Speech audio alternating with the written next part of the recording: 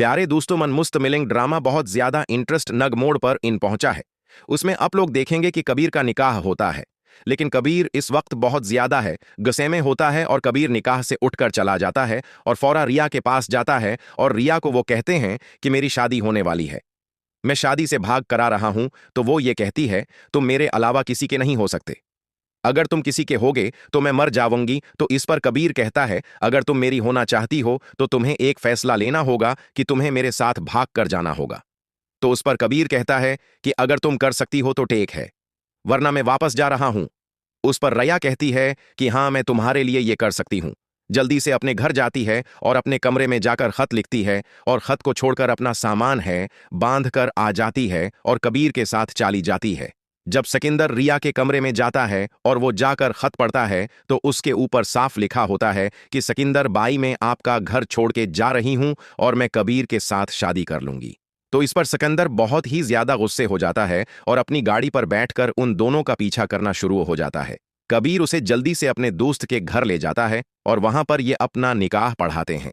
निकाह पढ़वाने के बाद कबीर उसे दरगाह में ले जाता है और दरगाह में ये दोनों बातें कर रहे होते हैं और अल्लाह से दुआ कर रहे होते हैं।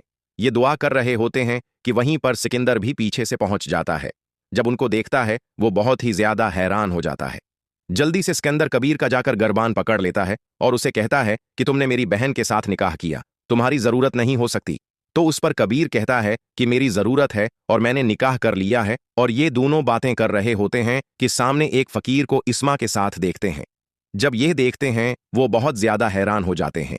जल्दी से कबीर सिकंदर को कहता है जल्दी से उस फकीर को पकड़ो, ये वही है जिसने मेरे ऊपर हमला करवाया था।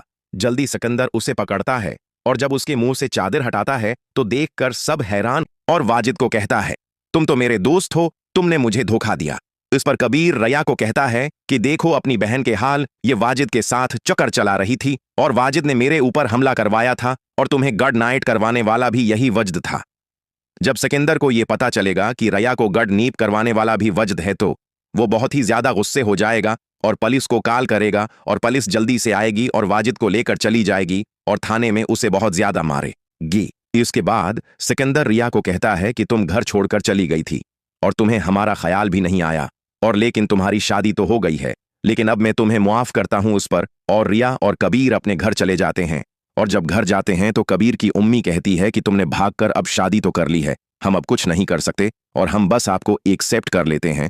और जल्दी से कबीर रिया को लेकर अपने कमरे में चला जाता है और कमरे में जाकर रिया को एक सरप्राइज देता है और वो सरप्राइज एक सोने की चीन होती है, जिसे रिया देखकर बहुत ज्यादा हैरान हो जाती है और कहती है कि तुमने मुझे इतनी कीमती गिफ्ट दिया है। तो उस पर कबीर कहता है ये मेरी मोहब्बत है, उसलिए मैंने आपको दी है, मैं आपको सच्ची मोहब्बत करता हूं और सच्ची मोहब्बत करता ही रहूंगा।